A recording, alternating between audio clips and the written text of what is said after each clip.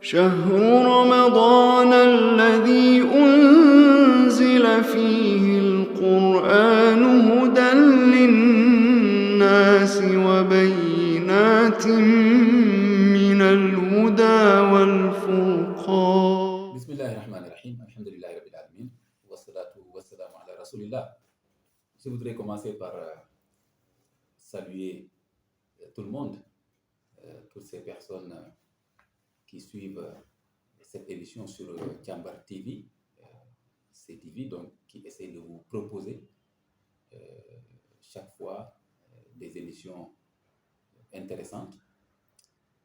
Alors, par rapport au thème que nous allons aborder aujourd'hui,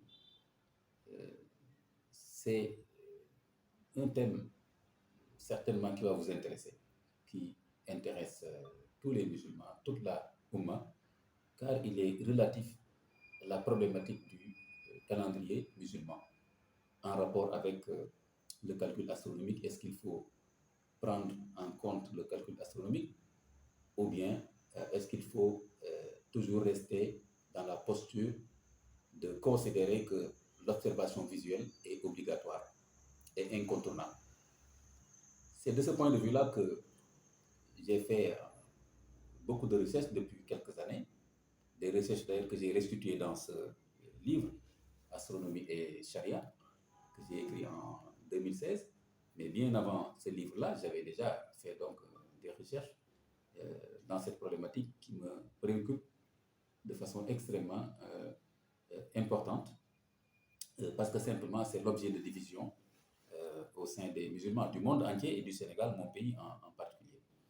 Donc moi, en tant qu'imam Ahmed Mokhtar Kanté, chercheur et écrivain sénégalais, je me suis intéressé à la question de façon systématique et j'ai regardé les points de vue des oulémas depuis les premières générations jusqu'aux oulémas contemporains pour voir ce qu'il en est et donner en même temps mon appréciation de chercheur.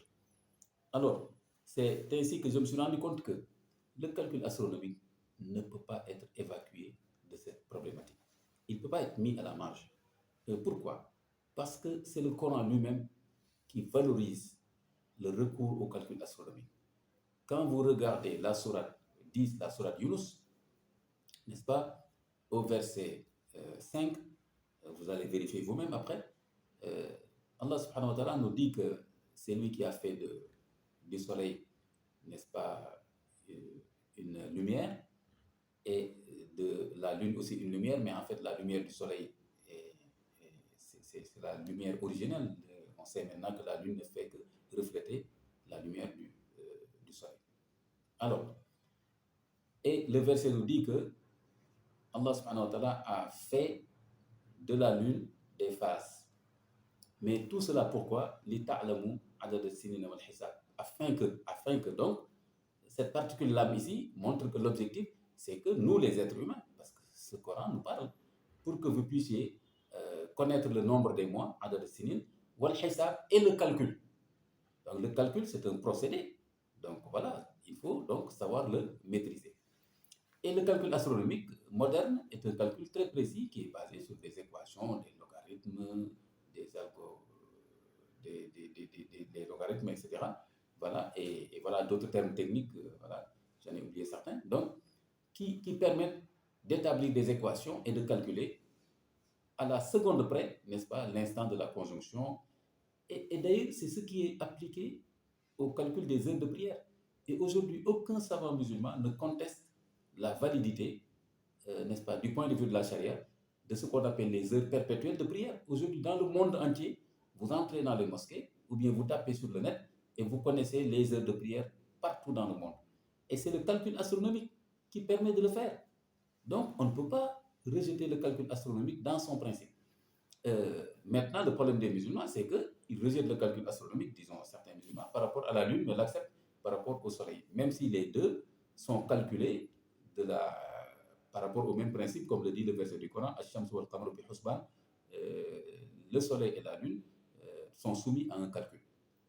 Alors, mais ce qui fait que certains oulémas sont réticents à appliquer le calcul, n'est-ce pas, à la Lune, c'est qu'il y a des hadiths qui disent il faut observer, n'est-ce pas? Et si vous voyez la lune, vous jeûnez, sinon vous complétez, etc. Il y a plusieurs variantes. Mais le problème, c'est qu'il y a des ulémas, n'est-ce pas? Surtout contemporains, comme quelqu'un comme Mohamed Abdou en Égypte, qui a été moufti de Azhar, comme quelqu'un qui s'appelle Ahmed Shakir. C'était une référence à son époque en termes de hadith et aussi en termes de fiqh, n'est-ce pas? Et quelqu'un comme Faisal Maulavi, un Libanais aussi qui est une référence, qui a écrit un livre en 2009. Ahmed Shakir a écrit un article en 1939 pour dire que rien dans la charia ne permettait effectivement de défendre l'exclusion du recours au calcul astronomique. Et moi, je m'inscris dans cette même ligne, n'est-ce pas? Je suis en droite ligne, en phase avec ces ulémas, n'est-ce pas? Et c'est pourquoi il est possible aujourd'hui de considérer que le hadith vraiment fondamental pour les mois lunaires, ce n'est pas les hadiths qui parlent de l'observation oculaire, qui était la pratique des Arabes, qui n'étaient pas compétents, qui ne connaissaient pas le calcul astronomique, mais c'est beaucoup plus quand le professeur sallam nous dit que nous sommes une communauté, n'est-ce pas, analphabète, qui ne sait ni lire ni calculer. Certains savants, malheureusement, je dirais, ont considéré que c'était là, n'est-ce pas, une interdiction du recours au calcul. Mais d'autres savants ont dit, si c'est cela, puisque le prophète parle de calcul et de lire, cela veut dire que donc la lecture est aussi interdite, ce qui ne peut pas être accepté. Donc, ce hadith, comme le disent les ulémas, c'est beaucoup plus pour décrire l'état d'ignorance de la communauté musulmane au temps du prophète. Alors que maintenant, les musulmans sont, n'est-ce pas, dans la science, ils sont compétents en astronomie, etc., etc. Donc, voilà le hadith qu'on devra plutôt bien comprendre, et non pas dans le sens d'une interdiction.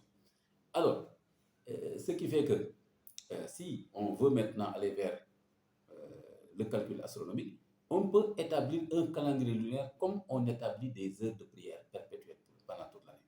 Comment on fait? On va considérer que l'instant de la conjonction, donc le moment où la Lune, le Soleil et la Terre sont alignés dans le même plan, va être le début d'un nouveau cycle, n'est-ce pas? Et l'autre instant qui suit, l'instant consécutif, est la fin du cycle. Donc, on va considérer qu'un mois lunaire, c'est la durée entre deux instants de conjonction consécutifs. Ça peut être 29 jours, ça peut être 30 jours, on peut le calculer à la seconde près. Alors, comme on calcule les heures de prière à la seconde près. Et ça, c'est donc la durée du mois lunaire. Maintenant, la durée du jour musulman, ça va être le premier coucher de soleil qui vient après l'instant de la conjonction. Dès qu'il y a conjonction, le premier coucher du soleil, n'est-ce pas, marque le premier jour musulman. Donc, si on a le critère du premier jour, on a la durée du mois lunaire, on a notre calendrier musulman qui est établi sur la base du calcul astronomique, n'est-ce pas, qui est parfaitement acceptable, en tout cas de notre point de vue et à l'état actuel de nos recherches et aussi les références que nous avons au niveau de certains savants dont nous avons cité certains noms. Alors, voilà ce que je voudrais vous dire pour ce sujet, en espérant avoir le temps d'y revenir. Pour terminer maintenant, quel est le cas, n'est-ce pas, actuel, n'est-ce pas, c'est que ce samedi, n'est-ce pas, ce samedi 30 avril, la conjonction va avoir lieu, si on prend le cas du Sénégal, et d'ailleurs il faut faire attention pour ramener l'instant universel, maintenant qui remplace le GMT UTC en temps universel coordonné, il faut le ramener à l'heure locale. Donc pour le Sénégal, la conjonction va se faire au-delà de 20 heures. Donc au-delà de 20 heures pour ce samedi. Donc on ne peut pas voir le croissant de lune le samedi au Sénégal et dans les alentours. Ce qui fait que pour des gens qui avaient considéré qu'ils sont au 29e jour, ils vont compléter le dimanche 30 et donc la Korité va tomber lundi. Par contre, ceux qui vont observer le dimanche, parce que c'est dimanche qui sera le 29e jour, le calcul astronomique donne qu'il est possible de voir la lune. Il y a une possibilité de voir la lune, n'est-ce pas? par un instrument optique ou bien même à l'œil nu, là où le ciel est suffisamment dégagé. Et logiquement, astronomiquement parlant, on devrait pouvoir observer la Lune dimanche et donc faire la Corité lundi. Donc il y a une possibilité de convergence de fait, n'est-ce pas, au Sénégal pour le lundi. Mais malheureusement, il faut aussi reconnaître que si dimanche, ceux qui observent le dimanche considèrent qu'ils n'ont pas vu, ils vont compléter le lundi et aller au mardi, ce qui serait dommage. Donc voilà ce que je voulais vous dire sur cette question hyper complexe, mais quand même, on aura le temps de le voir plus en détail. Mais je rêve vraiment de voir la Oumma évoluer, faire un calendrier musulman établi sur la base du calcul astronomique. Wassalamu alaikum wa rahmatullahi. شهر رمضان الذي أنزل فيه القرآن هدى للناس وبينات من الهدى والفرقان